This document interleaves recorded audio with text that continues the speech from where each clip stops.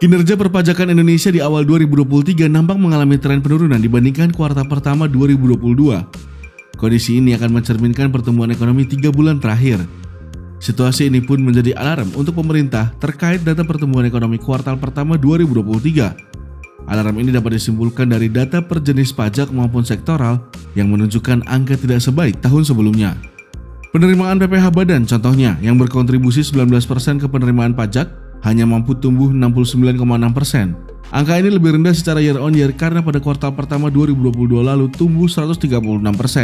Sementara itu PPh 21 karyawan tercatat tumbuh 2,8% menjadi 21,6% dari 18,8% pada periode kuartal yang sama dengan tahun lalu.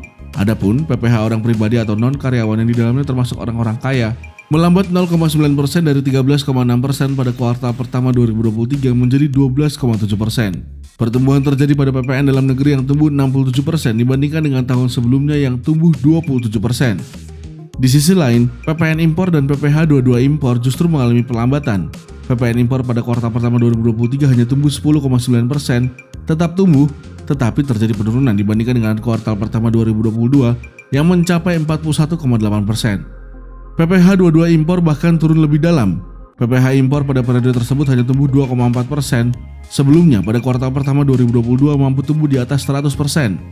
PPN impor dan PPh 22 impor terkontraksi sejalan dengan penurunan impor pada kuartal pertama 2023. Dua sektor utama yang berkontribusi sekitar 50% penerimaan pajak tercatat mengalami pelambatan pertumbuhan.